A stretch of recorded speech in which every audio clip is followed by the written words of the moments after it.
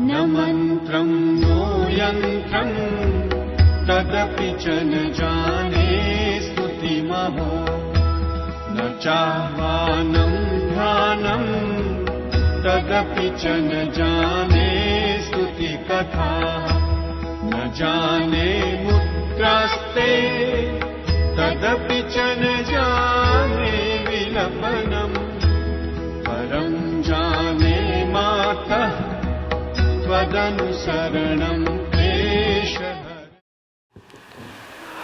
ओम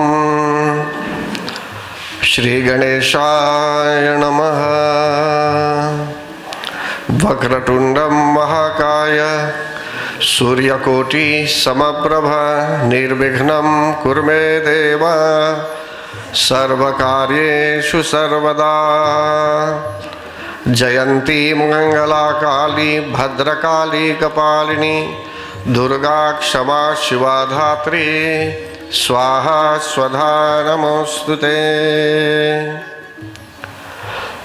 परम आदरणीय भक्तगण, आज भी आप सभी लोगों का हार्दिक स्वागत और अभिवादन है।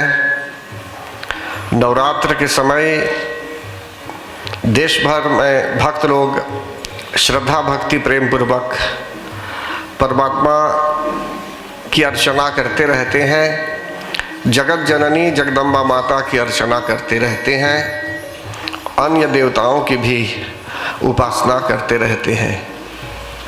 कारण कि अभी देवपक्ष है, देवपक्ष में भक्त लोग श्रद्धा भक्ति प्रेम पूर्वक पूजन अर्चन में समय लगाते रहते हैं।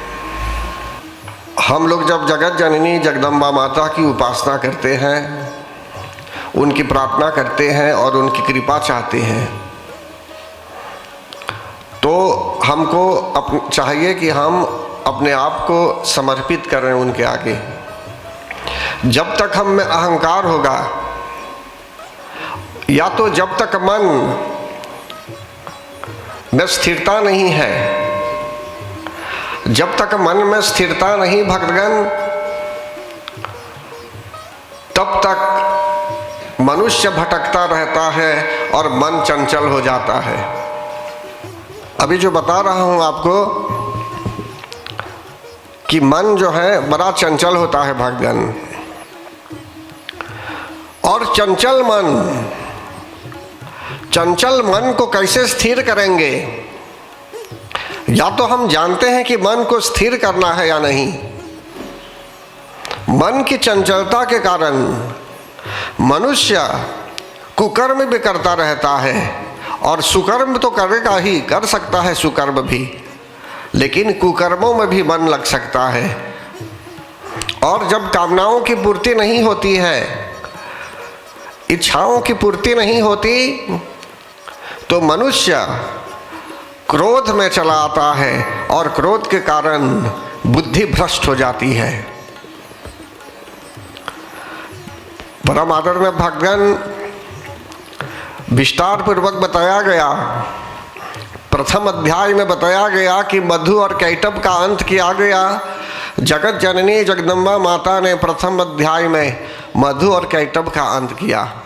उन्होंने महाकाली रूप धारण किया, और उन्होंने जगत जननी जगदम्बा माता ने विशेष रूप से मधु और कैटभ के मन में भ्रांति की उत्पत्ति की। भ्रांति अर्थात कंफ्यूजन। अगर मधु और कैटभ के मन में भ्रांति नहीं होती,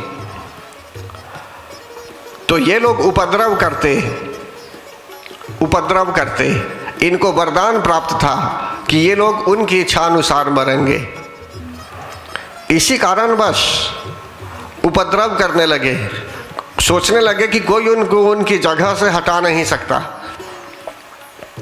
कभी कभी किसी को कुछ विशेष स्थान जब दे देते हैं, तो वह मानव उस स्थान को छोड़ता नहीं, और अपराध भी कर सकता है, सुकर्म भी कर सकता है, लेकिन पाप कर्म भी कर सकता है। तो इसी प्रकार भक्तगण पूर्व काल में मधु और कैटभ को जो वरदान प्राप्त था कि इनकी मृत्यु इनकी इच्छा से होगी, सत्कर्म कर रहे थे, भक्ति कर रहे थे, वे लोग तपस्या कर रहे थे, तपस्या के पूर्ण होने पर इनको वरदान की प्राप्ति हुई थी। तत्पश्चात इन लोगों में अहंकार आ गया, ये लोग उपद्रव करने लगे। पृथ्वी के विध्वंस के लिए इन लोगों ने निश्चय किया था। तब आपको बताया गया किस तरह भगवान विष्णु ने इनका अंत किया। इसका तात्पर्य यहाँ यह है भक्तगण, इसका अर्थ यह है कि जिस दिन हम संकल्प कर रहे हैं भगवती माता के चरणों में आने के लिए, तो ऐसा नहीं कि एक बस में लोग भर देंगे, एक बस में लोगों को, 2 बसें हैं, बस में लोग चले आएंगे भर कर, पंडाल भर गया, आंगन भर गया, कि बोलेंगे जगत जननी जगदम्बा माता ने सबको स्वीकार लिया, सभी लोग भक्त बन गए। ऐसा नहीं होता है। पंडाल चाहे बहुत बड़ा भी है, पंडाल चाहे बहुत बड़ा भी है भक्तगण, देश विदेश से भी लोगों को बुला देंगे यहाँ, तो इसका तात्पर्य यहाँ नहीं है कि सभी लोग भक्त हैं। जगत जननी जगदम्बा माता उनके हिसाब से परखती हैं, परीक्षा लेती हैं, परखती हैं, देखती हैं कि कौन सा व्यक्ति कैसा है, किस में कितनी श्रद्धा है, कितनी भक्ति है, कितना विश्वास है, कितना प्रेम है। और हम पुकारते हैं जगत जननी जगदम्बा माता को, तो जब वे हमारे जीवन में आती है तो हमको हर तरह से शुद्ध करती है। मधु कैटभ का अंत जैसे हुआ, इसी तरह हमारे मगज में भी यदि मधु और कैटभ रूपी राक्षस घूम रहे हैं, अगर कोई पाप घूम रहा है कपार में, मधु कैटभ स्टेबल नहीं थे, उनमें स्टेबिलिटी नहीं थी, उनमें एक प्रकार का लोभ था और एक प्रकार से संहार करने के लिए वे लोग सोच रहे थे, उपद्रव कर रहे थे। तो इसलिए भक्तगण यहां बताया जा रहा है आपको कि उनका अंत कर दिया गया।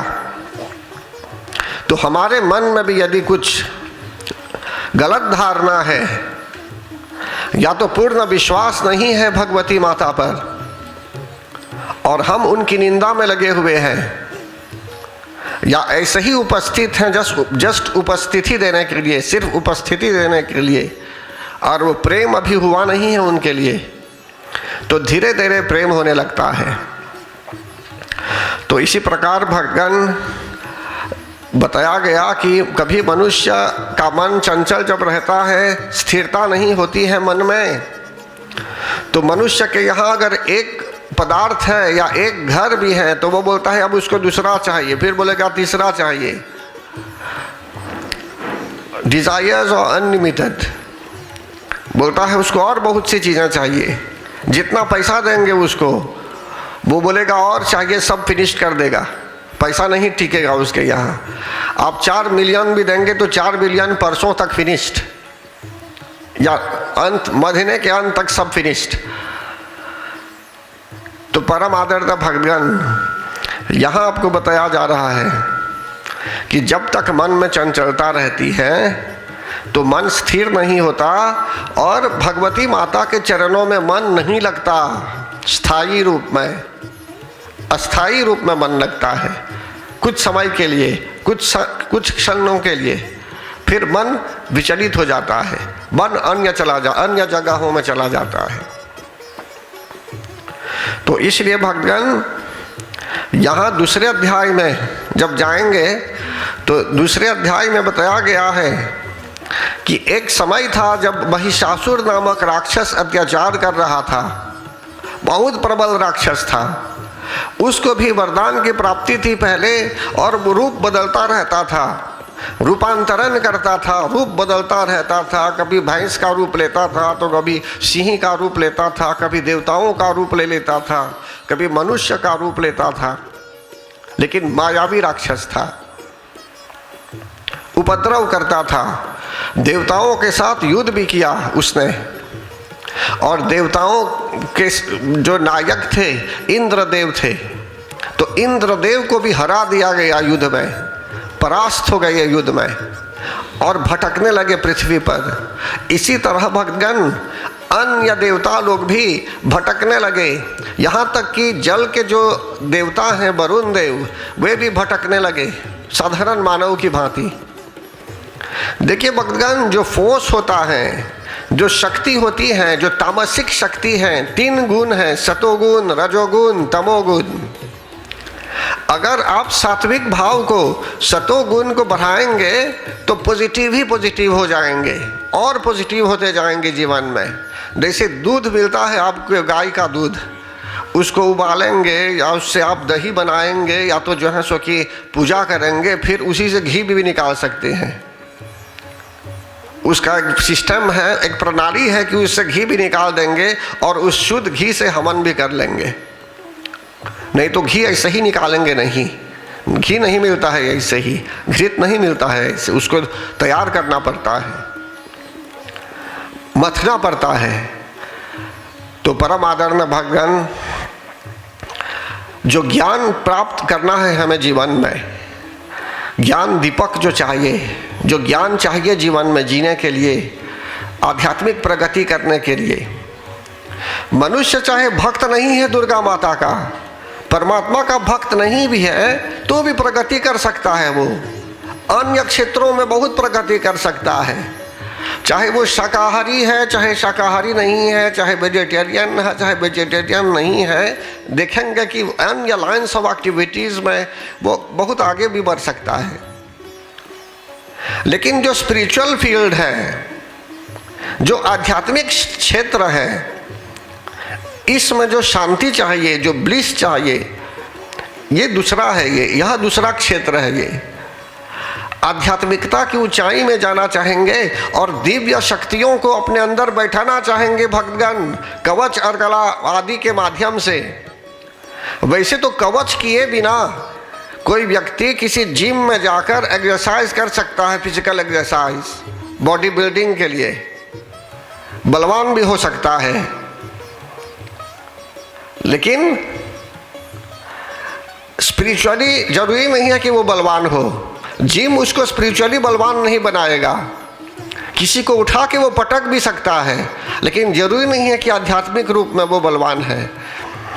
आध्यात्मिकता की ऊंचाई में जाना चाहेंगे तो ये जो दिव्य शक्तियां हैं, ये सब इनका आवाहन करना पड़ता है शरीर में, कवच अर्गला आदि के माध्यम से भी, हवन यज्ञ अर्चन के माध्यम से।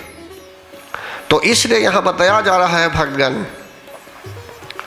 कि महिषासुर नामक राक्षस यद्यपि तपस्या करने पर वरदान प्राप्त किया और फिर मायावी राक्षस भी हो गया, वो उपद्रव करने लगा, धरती कंपने लगी भक्तगण, धरती डोलने लगी। इन लोगों के कारण जब ये लोग उपद्रव करने लगते हैं, राक्षस लोग, तामसिक गुण ज़्यादा जब हो जाते हैं किसी में यदि ज़्यादा तामसिक गुण है तो वह आदमी क्रोध ज़्यादा करेगा और तामसिक भोजन खाएगा तो और जो है सो कि उसका प्रभाव पड़ेगा। तामसिक पदार्थ के प्रयोग मात्र से मनुष्य अलग रूप में विचार करता है। तो इसलिए भक्तगण यहाँ बताया जा रहा है कि महिषासुर नामक राक्षस क्या करता है, देवताओं को हरा देता है युद्ध में और साधारण नर की भांति देवता लोग भ्रमण करने लगे पृथ्वी पर। अब आप ही सोचिए भक्तगण, कभी कभी अगर किसी प्रकार से रोग आ रहा है दुनिया में, माना जाए रोग है, अभी कोविड-19 का प्रभाव पड़ा था, मंदिर भी बंद पड़े थे जहाँ पूजा नहीं की जा पा रही थी, डर था लोगों में डर था कि कहीं उनको यह जो संक्रामक रोग हुआ था उस समय कि उसका प्रभाव न पड़ जाए उन पर, वे लोग भी कोविड-19 के विक्टिम न हो जाएं। इसलिए जो है सो कि मास्क भी लोग लगाते थे, अभी भी लोग मास्क लगा रहे हैं प्रोटेक्शन के रूप में।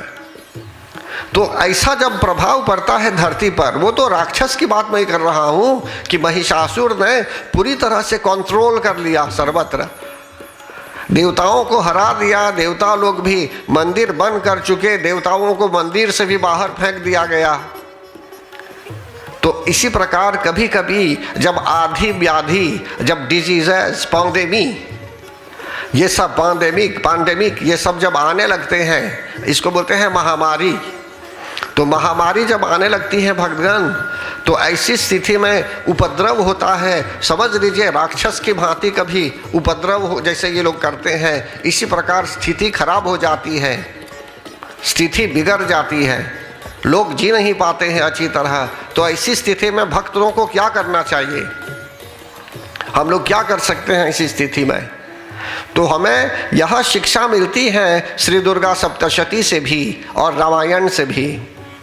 रामायण में ऐसी गाथा है कि जब रावण अत्याचार कर रहे थे, अन्य राक्षस लोग जब अत्याचार कर रहे थे, तो देवता लोग भ्रमण कर रहे थे धरती पर, ऐसे ही छिप रहे थे। कारण कि जहाँ भी यज्ञ की ध्वनि या यज्ञ से जो शंख आदि बजाते हैं, जो ध्वनि सुनाई पड़ती थी कहीं, तो वहाँ लोग राक्षस लोग पहुँच जाते थे ब्राह्मणों को मारने के लिए भी कि क्यों यज्ञ किया जा रहा है। अभी विदेशों में भी दिखाया गया था टीवी में कि किसी मंदिर में भी, कोविल में भी पुरोहित लोग जो वहाँ पूजा करा रहे थे, तो वहाँ के सिक्योरिटी लोगों ने क्या किया, उन लोगों को भी छरी से मारने का प्रयास किया। समझते हैं ना? तो देवताओं को भी ऐसे ही लोग पहले राक्षस लोग पीटते थे। तो ऐसी स्थिति में जब पृथ्वी माँ सह नहीं पाई, बड़े बड़े बिल्डिंग बना देंगे धरती पर, बड़ी बड़ी इमारतें बना देंगे, पृथ्वी सह सकती है सब भार को।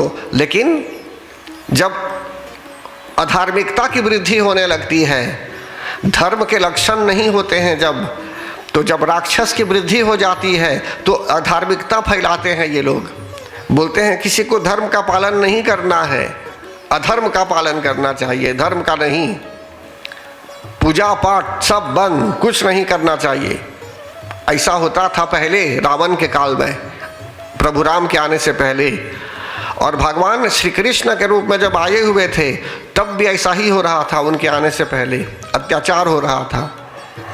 तो इसी समय में यहाँ इसी प्रकार भक्तगण, महिषासुर नामक राक्षस जब अत्याचार कर रहा था, तो बहुत लोगों को अनेकों प्रकार से कष्ट हो रहा था। लोग भटक रहे थे, पता नहीं कहाँ जाएंगे, क्या करेंगे, क्या नहीं करेंगे। तब क्या करते हैं लोग, क्या करना उचित है? पैंडेमी अगर फिर आ जाती है तो हमको क्या करना चाहिए? ऐसा नहीं कि लोग अपने अपने विचार अनुसार बहुत कुछ कहने लगेंगे, बोलेंगे कि ऐसा है, ऐसा है, ऐसा करना है। नहीं, सब कुछ कीजिए आप, लेकिन भगवान को फिर पुकारना चाहिए। भगवान को पुकारना चाहिए, या तो व्यक्तिगत रूप में इंडिविजुअल में पुकारिए आप, और साथ ही साथ सामूहिक रूप में पुकारना चाहिए। कैसे पुकारना चाहिए? सामूहिक रूप में। सामूहिक मतलब इन कलेक्टिविटी, सबको कंसर्न होना चाहिए। कारण कि देखिए, देवताओं ने हमें यह उदाहरण दिया है, जब महिषासुर अत्याचार कर रहा था भगवान, और देवता लोग सब परास्त हो गए थे, तो ऐसी स्थिति में देवी पृथ्वी देवी गौ का रूप लेती है, और गौ का रूप लेकर ब्रह्मा जी के यहाँ जाती है, अपना दुख सुनाती है वहाँ। फिर ब्रह्मा जी पृथ्वी माता को लेकर, अन्य देवताओं को लेकर ब्रह्मा जी जाते हैं शिव जी के यहाँ और भगवान विष्णु के यहाँ। वहाँ जाकर उनकी स्तुति करते हैं, बोलते हैं कि आप हमें बताइए क्या उपाय हो सकता है, क्या किया जा सकता है कि जिससे भगवान जो अनंत हैं वे कुछ करें, कृपा करें कि जिससे इन राक्षसों का उपद्रव शांत हो। कभी कभी स्थिति सहनीय नहीं होती, असहनीय हो जाती है स्थिति, परिस्थिति, दुख और दारुण्य के कारण। तो ऐसी स्थिति में भगवान भगवान श्री कृष्ण भी बोलते हैं श्रीमद् भागवत गीता में, यदा यदा हि धर्मस्य ग्लानिर्भवति भारत अभ्युत्थानं नाम धर्मस्य तदात्मानं सृजाम्यहम् परित्राणाय साधूनां विनाशाय च दुष्टकृतां धर्म संस्थापनार्थाय संभवामि युगे युगे। कि जब जब धर्म की ग्लानि होती है, अधार्मिकता की वृद्धि होती है, तब तब साधुओं की रक्षा करने के लिए, धर्म की पुनः स्थापना करने के लिए, लोगों को फिर राह दिखाने के लिए, मार्गदर्शन देने के लिए फिर से जो है सो कि भगवान अवतार लेते हैं। अब किस रूप में अवतार लेंगे? नर के रूप में आएंगे या नारी के रूप में आएंगे? या तो जो है सो कि वे अर्धनारीश्वर के रूप में आएंगे, आधा नर और आधा शरीर नारी का, अर्धनारीश्वर के रूप में, या तो आधा शरीर पशु का, आधा शरीर मनुष्य का, नरसिंह अवतार के रूप में जैसे वे आए हुए थे। तो अब भक्तगण पृथ्वी माता के साथ जो अन्य देव लोग थे सभी लोग जाते हैं भगवान विष्णु के यहाँ और शिव जी के यहाँ उनकी स्तुति करते हैं, कृपा मांगते हैं। तो ऐसी स्थिति में सब लोग मिलकर उस समय विचारने लगे। देवताओं के मुख से एक तेज निकला भक्तगण, भगवान विष्णु के मुख से, जैसे बोलते हैं सृष्टि करती तुम ही हो ब्रह्मानी, पालन करती तुम ही हो विश्वानी, और संहार करती तुम ही हो रुद्रानी। तो भगवान विष्णु जो थे तो हर एक देव में उनकी शक्ति भी उनके साथ होती है। आप लोग भी जो बैठे हुए हैं यहाँ, आप लोगों में भी शक्ति है आपके अंदर, लेकिन यही अंतर है कि आपके अंदर जो शक्ति है, मेरे अंदर जो शक्ति, हर एक व्यक्ति के अंदर जो शक्ति है, वह शक्ति एक रूप लेकर नहीं आ सकती, एक इमिताशों, एक शरीर लेकर वह शक्ति प्रकट नहीं हो सकती। लेकिन देवताओं का जो शरीर है, उनके शरीर में जो तेज होता है, वह तेज एक रूप लेकर बाहर भी आ जाता था, एक रूप लेकर अग्नि के रूप में। अग्नि में तेज है, प्राण भी तो वायु है, और हमारे शरीर के अंदर भी तो जो 5 तत्व है, इन 5 तत्वों में जल भी है, वायु भी है, अग्नि भी है, तो परमा मिट्टी भी है। तो कहने का भाव यहाँ यह है भक्तगण कि भगवान विष्णु के मुख से और शिव जी के मुख से भी एक तेज निकला। फॉलो कीजिए इसको। पृथ्वी देवी ने क्या किया? पहले अन्य देवताओं ने भगवान विष्णु की आराधना की, शिव जी की आराधना की। तो हमको जब एक प्रॉब्लम होगा तो हमको क्या करना चाहिए? शिव जी की आराधना कीजिए। भगवान जो विष्णु के रूप में है उनको कहिए इंटरवीन होने के लिए, राइट। आपके ऑफिस में जो आपका इमीडिएट सुपीरियर है, आप एक संकट में आ रहे हैं, तो अपने इमीडिएट सुपीरियर को इन्फॉर्म कर देना होगा कि देखिए यह फाइल ऐसा है, इसमें कुछ समस्या दिख रही है, आपका क्या व्यूज़ है इसमें, या आपके क्या व्यूज़ है, क्या उपाय हो सकता है। फिर ये लोग और हाई एनर्जी के साथ डील करेंगे, उनके सुपीरियर से डील करेंगे। गलत बोलता हूं तो बताइए। तो पहले हम भगवान जो विष्णु के रूप में है, शिव के रूप में है, इनकी आराधना करते रहे निरंतर, फिर ये लोग उपाय ढूंढेंगे। तो इसी प्रकार इनके मुख से तेज निकला अग्नि के रूप में, भगवान विष्णु के मुख से जो तेज निकला, इसी तरह शिव जी के भी मुख से तेज निकला भक्तगण। और अन्य जो देव लोग थे उनके भी मुख से तेज प्रकट हुआ। और जो तेज निकला, जैसे चिराग बर रहा है यहाँ, एक तेज है, ये तेज एक लाइट, तो एक कलेक्शन ऑफ लाइट्स हो गया, पहाड़ जैसा, लाइट लाइट लाइट लाइट, ऐसे पहाड़ जैसा। तब उससे एक रूप बना, एक दिव्य रूप बना। जैसे मंगल महादेव का रूप है परितालाब में, उधर दुर्गा माता का भव्य रूप है, सुंदर रूप है, पूरे वस्त्रों के साथ अलंकृत है, वो देखते हैं। शिव जी भी मंगल महादेव वस्त्र चढ़ाएंगे उनको भी तो ठीक है, नहीं भी चढ़ाएंगे तो उनके वस्त्र उनके साथ ऑलरेडी है। इसी प्रकार दुर्गा माता है। बोलिए प्रेम से जगत जननी जगदम्बा माता की जय। बोलिए प्रेम से शिव शंकर भगवान की जय। तो परम आदरणीय भक्तगण, बृहद रूप में देवी प्रकट हुई वहाँ, और उनके प्रागट्य होने पर मतलब परमात्मा ने शक्ति का रूप धारण किया, एक देवी का रूप धारण किया, और उनके जब प्रकट हुई वहाँ देवी, तो कभी कभी जैसे बादल जब गरजता है तो एकदम जोर से बादल गरजता है कि लोग कभी डर भी जाते हैं, या बिजली जब चमकती है तो इसी तरह समझ लीजिए जगत जननी जगदम्बा माता के रूप में जब प्रकट हुई, वे शक्ति के रूप में दिव्य रूप लेकर प्रकट जब हुई, बृहद रूप, बड़ा रूप, पर्वत जैसा रूप था उनका, तो पृथ्वी भी कांपने लगी, देवता लोग डरने लगे। अब तब और यहाँ तक कि राक्षस लोग भी जो थे पृथ्वी पर, ये लोग भी डरने लगे कि क्या हो रहा है।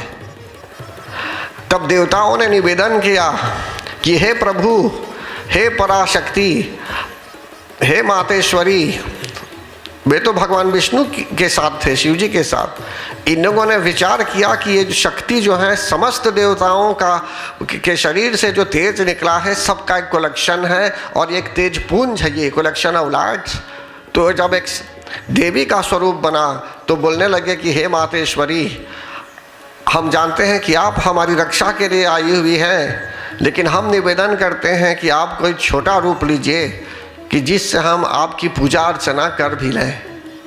अब आप ही सोचिए, मंगल महादेव है वहाँ परितालाब में खूब ऊंचा, और आपके मंदिर में भी भगवान है शिव के रूप में।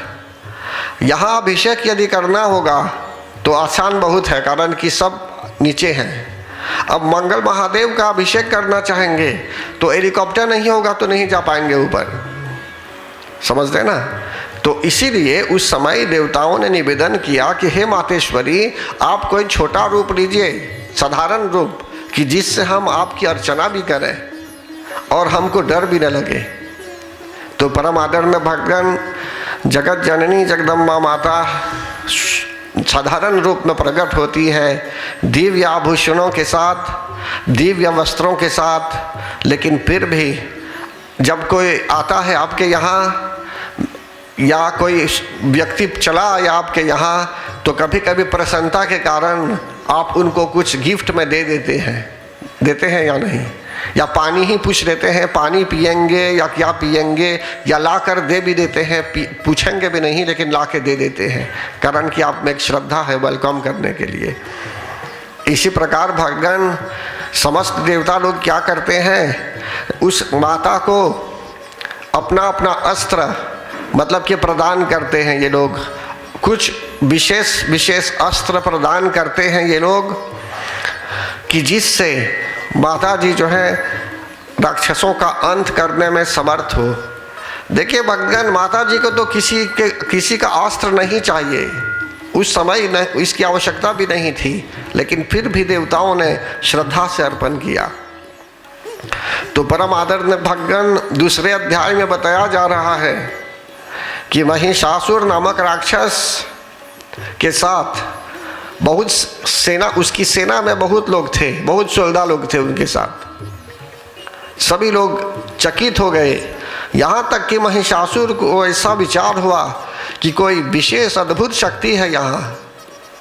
बोलिए प्रेम से जगत जननी जगदम्बा माता की जय। परमादर भगवान राक्षस लोग भयभीत थे उस समय, जब दिव्य रूप में भगवती माता प्रकट हुई, कारण कि वे लोग पाप कर्म कर रहे थे। लेकिन देवताओं को शुरू में भय हुआ, लेकिन जगत जननी जगदम्बा माता ने जब साधारण रूप लिया तो देवता लोग प्रसन्न हो गए और स्तुति करने लगे, प्रसन्न मन से झूमने लगे। जैसे अभी मैंने कहा, बोल मन मेरे जय जगदम्बे, बोल मन मेरे जय जगदम्बे, बोल मन मेरे जय जगदम्बे, बोल मन मेरे जय जगदम्बे। तो इस प्रकार वे लोग सोचने लगे कि जगत के अम्बे मतलब कि जगत की माता है ये, इस तरह से जो है सो कि वे लोग अपने अपने भाव पर प्रसन्नचित होकर प्रसन्न मन से देवता लोग स्तुति करने लगे भक्तगण। लेकिन महिषासुर नामक राक्षस सेना को भेजता है वहाँ देखने के लिए कि कौन आया हुआ है।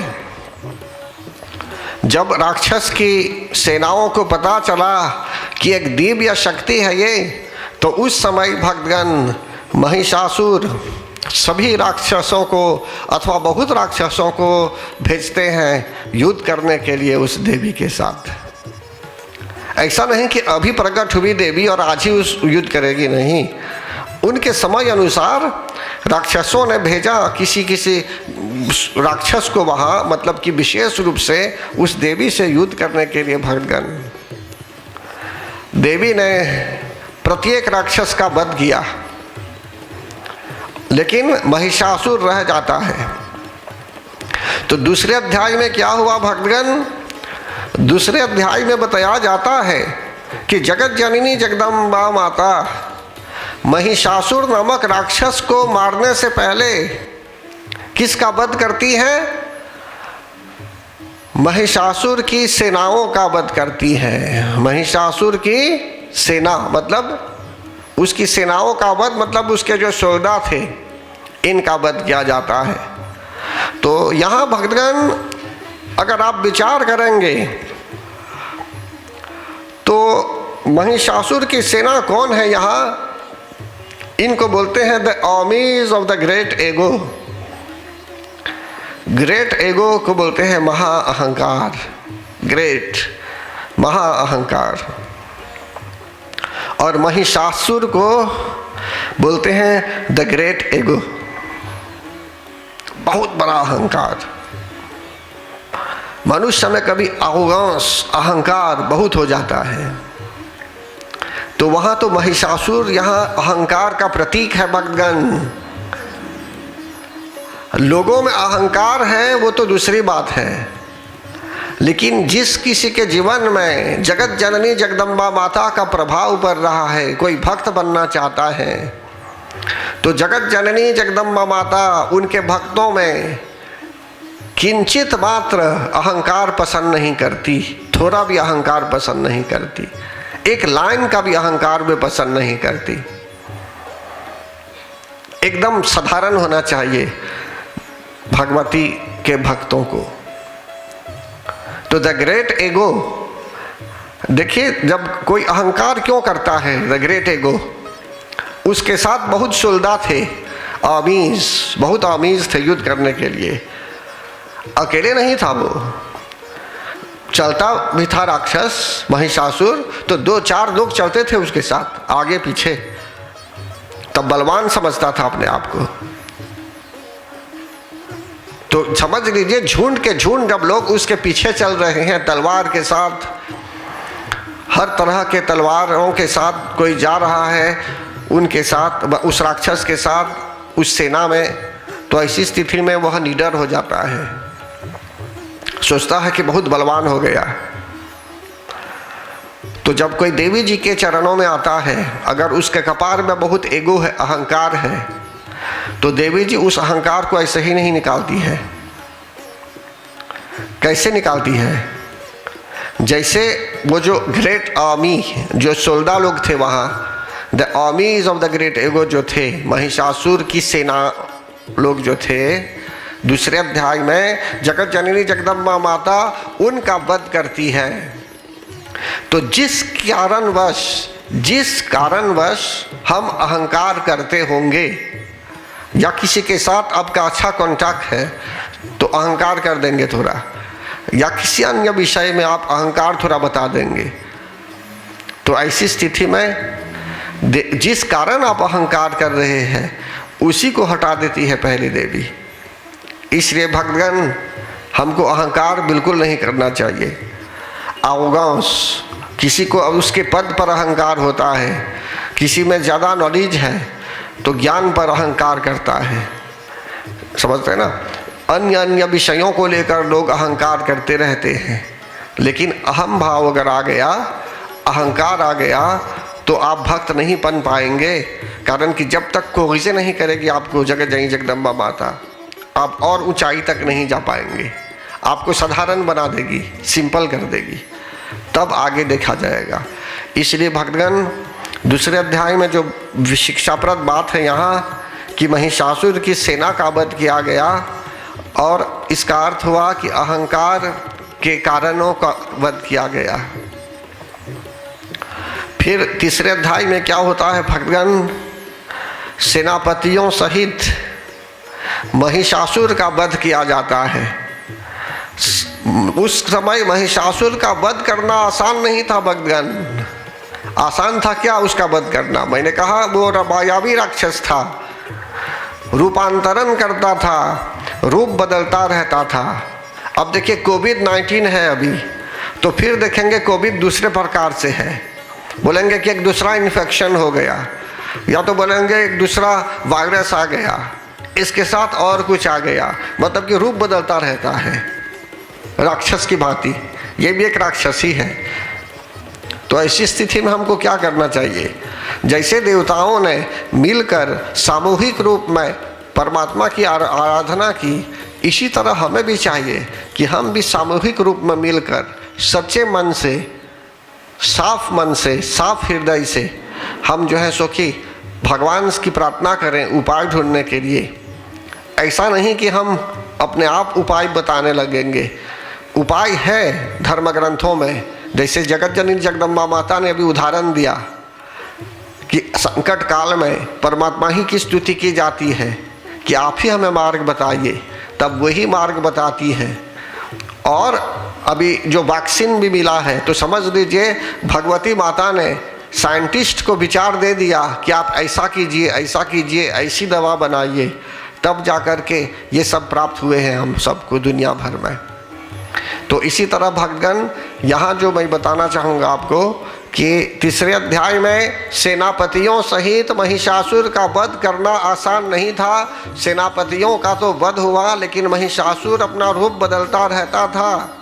कभी भैंस का रूप लेता था, कभी अदृश्य हो जाता था, इनविजिबल हो जाता था, कभी सिंह का रूप लेता था, कभी देवताओं की तरह हो जाता था, कभी मनुष्य का रूप लेता था, कभी बालिका का रूप ले लेता था, हाथी का भी रूप ले लेता था, शेर का भी रूप ले लेता था। और जगत जननी जगदम्बा माता का वाहन भी शेर ही था। तो कहने का भाव यहाँ यह है कि उसको मारना आसान नहीं था, कारण कि वो मायावी राक्षस था। लेकिन जगत जननी जगदम्बा माता, उनके हाथों से कोई बच नहीं सकता। उन्होंने उसको परख लिया और अंततोगत्वा उस राक्षस का वध कर डाला। तो परम आदरणीय भगवान इसको बोलते हैं द ग्रेट एगो।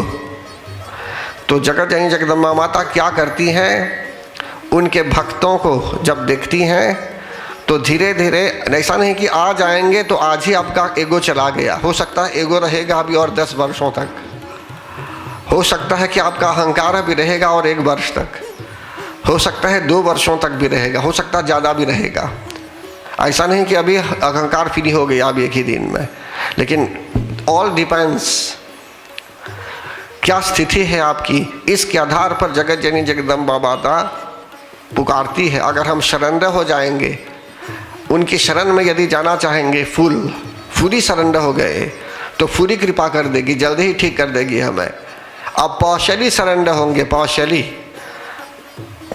विश्वास करेंगे उन पर, फिर विश्वास नहीं करेंगे, मतलब कि सरेंडर नहीं हो पा रहे हैं, अन्यत्र चले जाएंगे उपाय ढूंढने, उनको छोड़कर बोलेंगे सापे ना ये ना दशा नुबजाल पाइसी पावला, तब जाकर ठीक होंगे।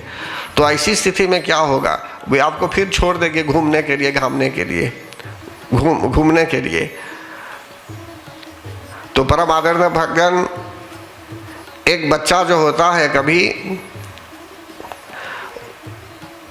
एक उदाहरण है जो आप लोग जानते होंगे, बहुत पहले मैंने बताया आपको कि एक बच्चा जो है वो माता जी वहीं थी, लेकिन माता जी व्यस्त थी काम में, बच्चे को छोड़ देती है एक रूम में खेलने के लिए।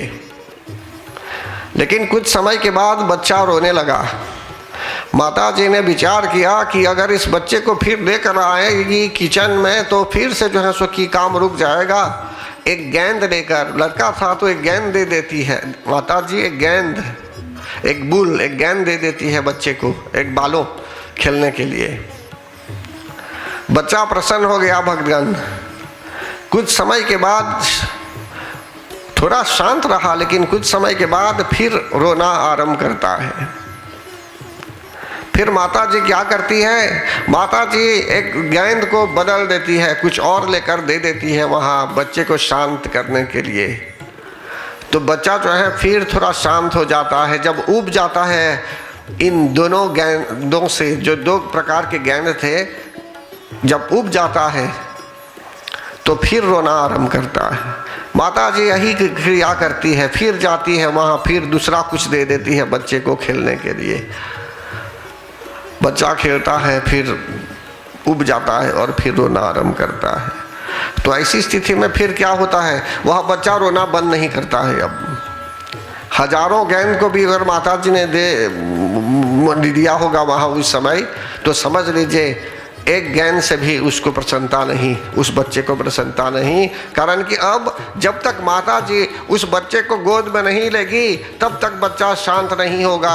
कारण कि बच्चे को अब सिर्फ माँ चाहिए और कोई नहीं चाहिए, या कोई गेंद भी नहीं चाहिए, कोई सांसारिक वस्तु भी नहीं चाहिए।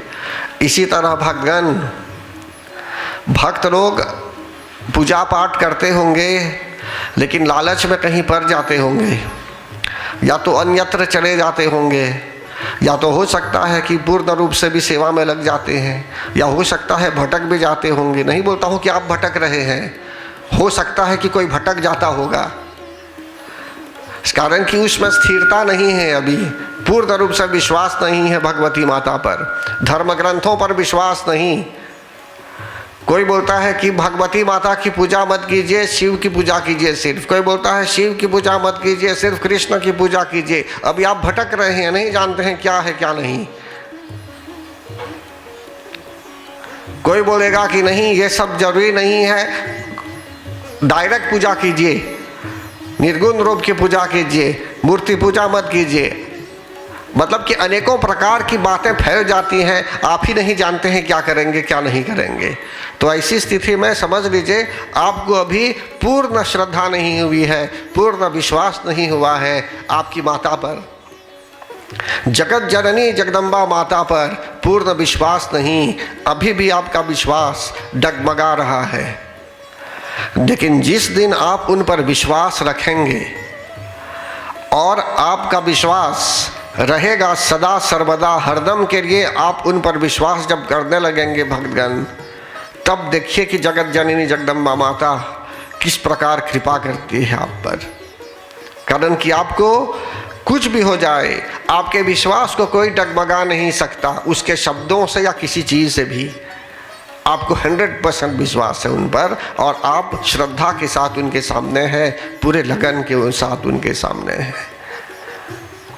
बच्चे लोग भी, बड़े लोग भी, कोई भी व्यक्ति, किसी भी प्रकार से हैं आप, किसी भी अवस्था के हैं, वृद्ध हैं, बच्चे हैं, एडल्ट हैं, कोई भी व्यक्ति या जो भी अवस्था है, आपकी अवस्था बता रहा हूँ, age, whatever be the age, या तो शादी हुई या शादी नहीं हुई, या तो आप विधवा हैं या तो विधवा नहीं है, किसी प्रकार से भी आपका विश्वास अटल होना चाहिए पूजा पाठ में। कोई किसी को डगमगाना नहीं चाहिए। आजकल बहुत लोग प्रश्न करते रहते हैं भक्तगण कि पूरी चढ़ाएंगे या नहीं चढ़ाएंगे। किसी ने प्रश्न किया कि उसके यहाँ पूजा नहीं हुई है अभी, तो क्या वो कहीं पूरी खा सकता है? तो पहले तो लोग समझते नहीं है कि देखिए व्रत किसे कहते हैं। व्रत का अर्थ नहीं है कि नहीं खाएंगे नहीं पिएंगे, दिन भर बोलेंगे व्रत हो गए। आपने जैसे संकल्प किया है, किसी ने विचार किया कि सिर्फ फल खाकर रहेगा, वो उसकी इच्छा है। किसी ने संकल्प किया कि व्रत के समय वो सिर्फ जलपान करेगा, वो उसका है, उसका विचार है। किसी ने कहा कि नहीं वो नहीं रह पाएगा कुछ खाइए पिए, कारण कि उसका स्वास्थ्य ठीक नहीं, उसको कुछ खाना पीना चाहिए।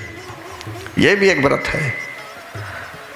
व्रत का अर्थ नहीं है कि नहीं खाना चाहिए, नहीं पीना चाहिए, तभी दुर्गा माता प्रसन्न होगी। हमें अपने इंद्रियों को व्रत देना है। किसको व्रत देना है? अपनी आँखों को व्रत देना है, अपने कानों को व्रत देना है, अपने जीभ को, अपनी रसना को व्रत देना है। हर तरह से जो है सो कि इंद्रियों को व्रत देना है। अपने कर्मों से किसी की बुराई ना करें, किसी को चोट ना पहुंचाएं। अपने भाव से, अपने कर्मों से, अपने फांसों से, जैसे आप आजिया कर रहे हैं, उससे भी किसी की भावना को चोट मत पहुंचाइए। प्रेम से आप बातें कीजिए, किसी की भावनाओं को ऑफेंस मत कीजिए, ऑफेंड मत कीजिए। Don't offend the feelings of anyone. बहुत साधारण रूप में जीना होगा। तो परम आदरणीय भक्तगण, व्रत के समय में आप क्या करते हैं? आप अपने घर में अगर कुछ ग्रहण करते हैं तो कोई कुछ दे रहा है आपको, तो क्यों ग्रहण नहीं कर सकते?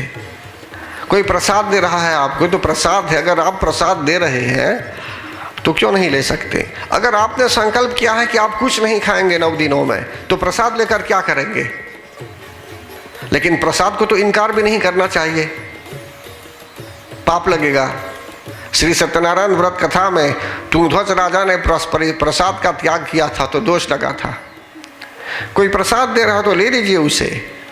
आपका संकल्प बोलता है कि आप कुछ नहीं खाने वाले हैं, अभी शाम को खाएंगे, तो शाम को खा लीजिए, शाम को उसका सेवन कीजिए। दिन में यदि किसी और को देना चाहेंगे तो ये आपकी मर्जी, आपकी इच्छा।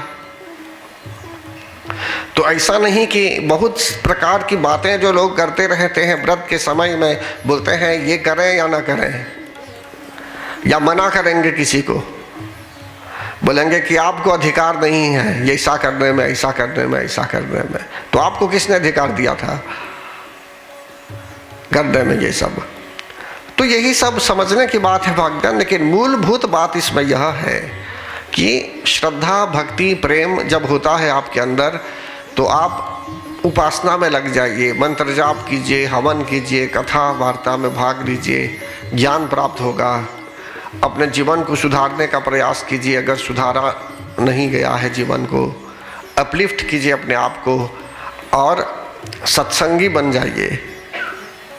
तो परम आदरणीय भक्तगण, आज की कथा का जो विशेष प्रकरण रहा वो है महिषासुर की सेनाओं का वध और महिषासुर का वध।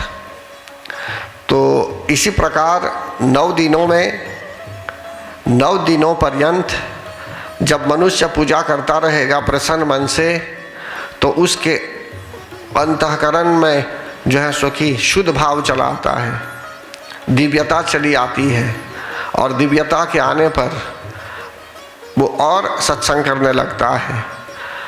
जैसे बताया गया है, एभिस्तवैश्च माम नित्यम स्तोष्यते यह समाहितै तस्याम सकलाम बाधाम नाशयिष्याम संशयम, कि समस्त बाधाओं को वे दूर कर सकती है। प्रसन्न मन से उनकी स्तुति करेंगे तब। सिर्फ बैठा देने से 10 लोगों को बैठा देंगे यहाँ, ऐसे ही अगर एक मंत्र बोलेंगे यहाँ, बोलेंगे अब ठीक हो गए वे, जबकि उनका मन प्रसन्न नहीं है, ऐसा नहीं होता है। ये बोलते हैं उसके लिए आपको एफर्ट करना है, जो प्रसन्न मन से पूरी श्रद्धा के साथ, भक्ति के साथ, भक्ति और विश्वास। भक्ति ऐसी चीज़ नहीं है कि मैं एक इंजेक्शन में 1 डोज भक्ति डाल दूँ और यहाँ खड़ा करके इंजेक्शन कर दूँ, आपको भक्ति मिल जाएगी। ये वायरस का नहीं है ये कि एक भक्ति लगा देंगे आप में, या एक श्रद्धा का इंजेक्शन कर देंगे, या एक दूसरा तीसरा इंजेक्शन हो जाएगा, तीसरा डोज विश्वास का, बोलेंगे आप पे अब विश्वास हो गया परमात्मा पर। ऐसे ही है क्या? उसके लिए सत्संगी बनना चाहिए। बिनु सत्संग विवेक न होई, राम कृपा बिनु सुलभ न सोई। बिनु सतसंग विवेक न होई, राम कृपा बिनु सुलभ न सोई। बोलते हैं भक्तगण कि सत्संग के बिना मनुष्य को अच्छे और बुरे का ज्ञान नहीं होता। सत्संग के माध्यम से ही अच्छे और बुरे की पहचान होती है। लेकिन विवेक बोलते हैं अच्छे और बुरे की पहचान की शक्ति। लेकिन राम कृपा बिनु सुलभ न सोई, जब तक परमात्मा की कृपा नहीं होगी भक्तगण, तब तक आपको सत्संग भी नहीं मिलेगा। पंडाल भर जाएगा, पंडाल भर सकता है, ऐसे तो इन्फॉर्म करेंगे भी तो कितने लोग चले आएंगे पंडाल में।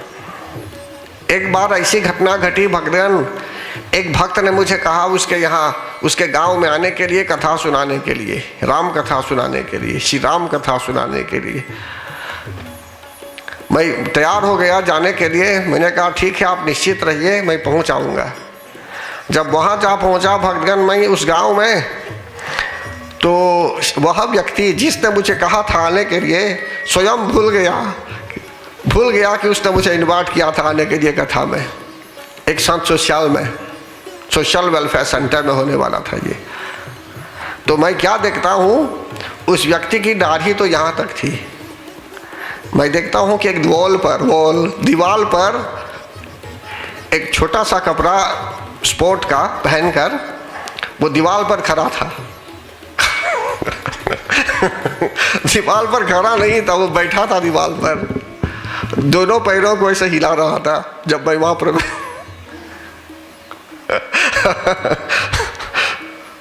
दीवार पर उसके पैरों को ऐसे ऐसे कर रहा था, तब तक मोटर में मैं वहां चला गया। और उसके सिर पर एक हाट भी था, एक सापू। जब उतरा वहां मोटर से, पूछा उससे सत्संग नहीं होगा क्या, तो अकबका गया। वह व्यक्ति अकबका गया, कारण कि भूल गया था कि सत्संग होगा। तब क्या करता है, फोन लगाता है उसके घर में। उसके घर से कुछ महिलाएं आती हैं थाली लेकर। अब हॉल में कैसे लोग बैठेंगे। मैं बोलता हूँ कि ऐसे ही पंडाल भर देने से भक्ति नहीं होती। अब क्या करता है, वो लोगों को ढूंढता है कथा सुनने के लिए। कोई रास्ते पर जा रहा है, अभी बोलता है चलिए कथा सुनने, चलिए कथा सुनने। तो उसमें हॉल में कुछ लोग गए बैठने, लेकिन ऐसे भी लोग थे जो शराब भी कर बैठे हुए थे, कारण कि शाम का समय था, 5 साढ़े 5 बजे। कुछ लोग मस्त हो गए थे। तो ऐसी स्थिति में जैसे आपके आंगन में या आपके गांव में, वो क्रियोली में जो बोलते हैं फ्रेंच में काम्योनिशियन, एमएसपीसीआ का, जब चला जाता है कहीं और बहुत कुत्ते हैं रास्ते पर, तो जाली लेकर वह आदमी कुत्तों को पकड़ता है, फिर बांध में डाल देता है ले जाने के लिए। तो समझ लीजिए उस तरह ऐसे ही पकड़ा गया लोगों को। चलिए कथा सुनने, चलिए कथा सुनने, चलिए कथा सुनने, बैठा दिया गया वहाँ। लेकिन जब मैं आगे वहाँ गया, उस पुस्तक को खोलने में ही कठिनाई हो रही थी, कारण कि ऐसे वातावरण में कथा नहीं सुनाई जा सकती। तो परमात्मा कैसे वहाँ आएंगे ऐसी कथा में, ऐसी जगह। बदबू मतलब कि शराब पी कर बैठे हुए थे लोग सामने। तब मैंने वहीं पर एक प्रवचन ऐसे ही सुना लिया, कथा नहीं सुनाई, कारण कि वो वातावरण ठीक नहीं था कथा के लिए। तो इसी तरह भक्तगण यहाँ मैं बताना चाहता हूँ आपको, सिर्फ पंडाल भर देने से कि बहुत लोग उपस्थित हो गए, बोलिए प्रेम से जगत जननी जगदम्बा माता की जय। स्वागत है आप लोगों का। भाई बुधा जी आए हुए हैं, आपके पूरे टीम का स्वागत है। जगत जननी जगदम्बा माता का विशेष अनुग्रह है आप पर, उनकी कृपा है, इसीलिए आप पहुँचे। देर से भी आए लेकिन फिर भी आप पहुँचे। ये प्रसन्नता की बात है। आप आसन ले सकते हैं, फिर अभी आरती करेंगे।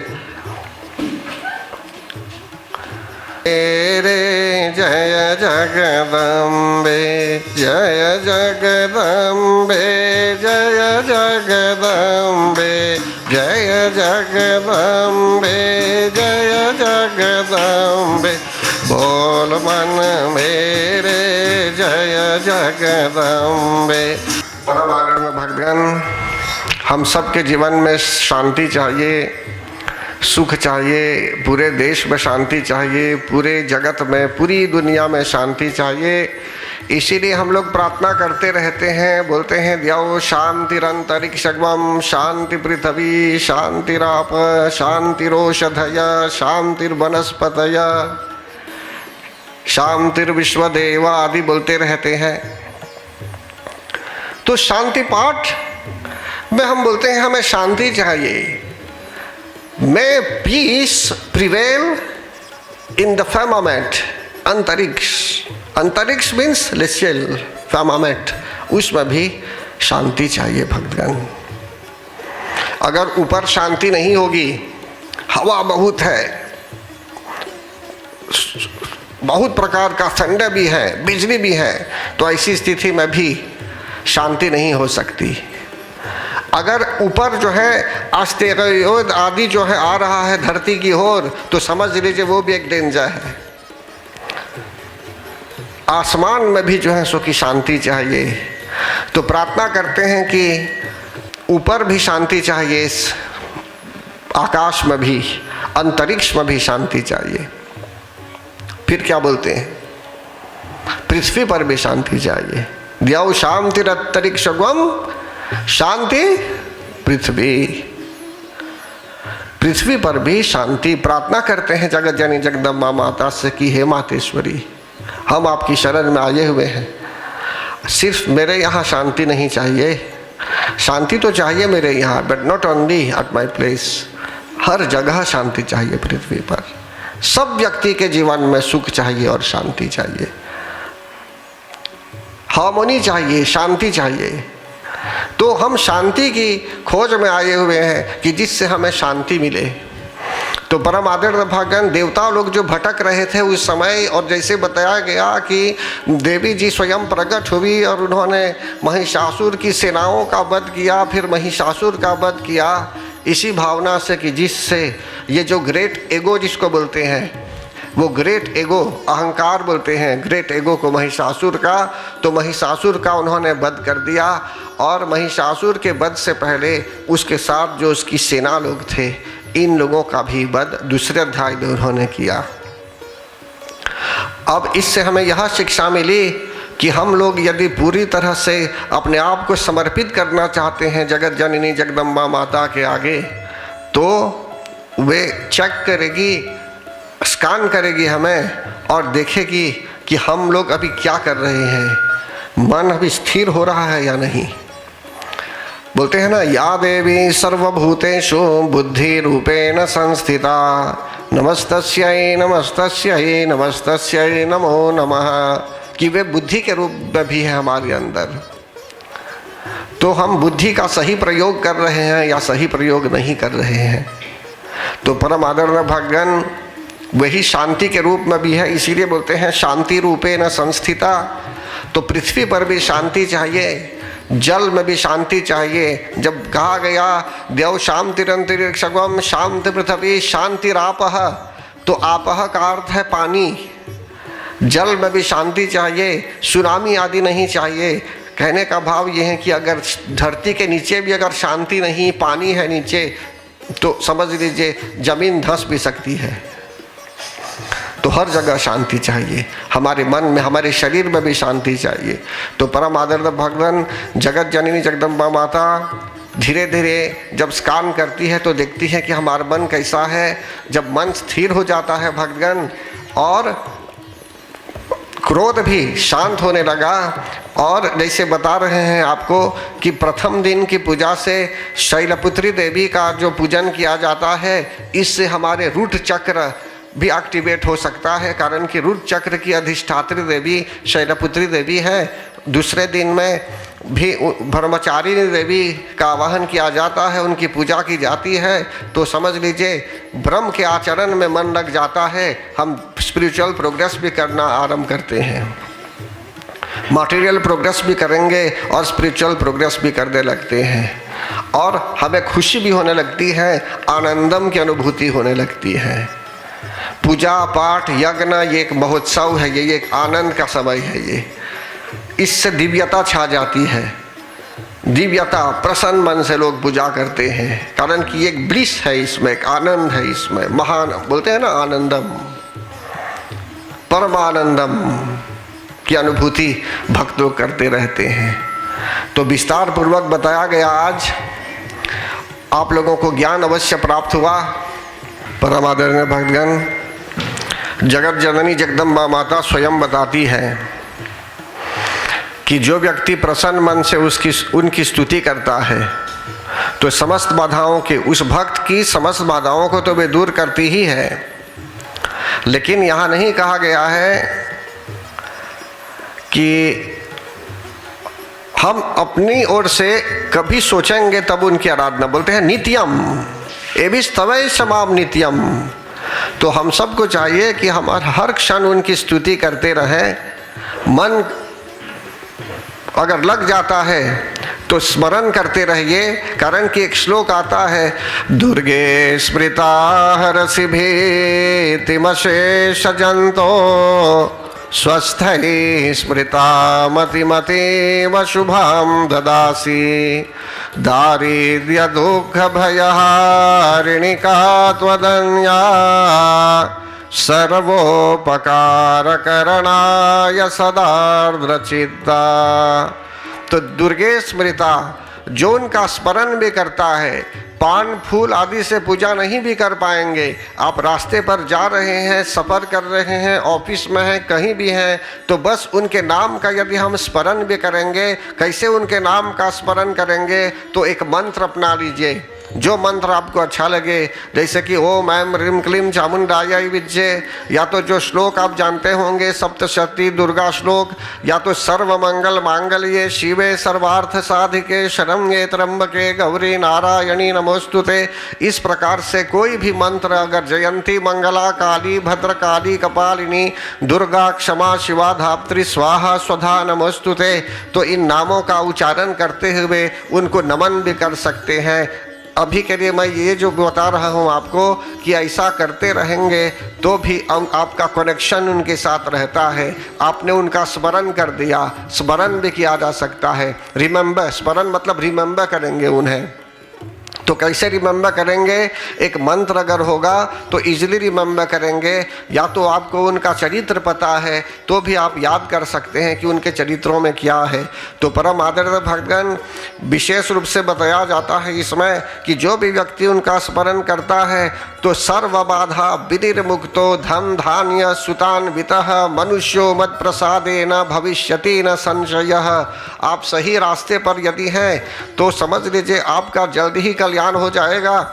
और बोलती है वे कि उनके आशीर्वाद से कल्याण अवश्य होता है। जिसको धन चाहिए समय पर धन की प्राप्ति भी होगी, प्रॉस्पेरिटी भी होगी, वेल्थ भी होगा, संतान के भी सुख आप देखेंगे। और विशेष रूप से ऐसा होता है, इसमें कोई शंका नहीं। तो पूर्ण विश्वास के साथ हम सब लोग चाहते हैं कि हमारे जीवन में सुख हो, शांति हो। तो इसका एक फॉर्मूला है, एक फॉर्मूल, एक इक्वेशन है। वो क्या है? हमें उनका स्मरण करना है। स्मरण करते रहिए, हर जगह स्मरण कर सकते हैं। मंदिर कभी भी हम आएंगे, पूजा करेंगे तो ठीक ही है, लेकिन स्मरण तो हमारे साथ, माइंड तो हमारे साथ है। इसके लिए पान भी नहीं चाहिए, इसके लिए फूल भी नहीं चाहिए, कपूर अगरबत्ती कुछ नहीं चाहिए। Just remember. या तो कोई भजन जानते होंगे आप तो मन ही मन में गुनगुनाते रहिए, अपने घर में भी, कहीं भी जा रहे हैं तो इस तरह से जो है सो कि वो एक सरेंडर भाव हो जाता है। मुझे अभी भी याद है जब मैं ऑफिस में था बोरवी में, उस समय जितना हॉट सेक्शन वहाँ, तो हनुमान चालीसा तो समझ लीजिए कंठस्थ था। कभी जाते जाते 10-20 बार उच्चारण कर लेता था। कहने का भाव ये है कि जिससे हनुमान जी महाराज की विशेष कृपा भी प्राप्त हो। तो जिस किसी देव देवी को आप अपना इष्ट देव मान रहे हैं, जगत जननी जगदम्बा माता से यदि प्रेम हो गया तो उनकी कृपा इसी तरह से हम अपने आप को समर्पित कर देंगे तो समझ लीजिए वे सब एक्सेस इजी कर देगी, आपका कल्याण भी हो जाएगा। और वो दिव्य शक्ति चाहिए, दिव्य शक्ति चाहिए। अगर आप अच्छा काम सोच रहे हैं करने के लिए, कुछ अच्छा सोच रहे हैं देश की भलाई करने के लिए, सबके कल्याण के लिए, तो ऐसी स्थिति में और बहुत प्रकार से जो है सो की सुरक्षा चाहिए, कवच चाहिए, उनका आशीर्वाद चाहिए। तो इसलिए भक्तगण हमको इस पर विचार देना चाहिए, जिसको मैंने कहा नाम स्मरण पर। बोलिए प्रेम से जगत जननी जगदम्बा माता की जय। न मंत्रं नो यंत्रं तदपि च न जाने स्तुतिमहो, न चाह्वानं ध्यानं तदपि च न जाने स्तुति कथा, न जाने मुद्रास्ते तदपि च न जाने विलपनं, परं जाने मातः त्वदनुसरणम्।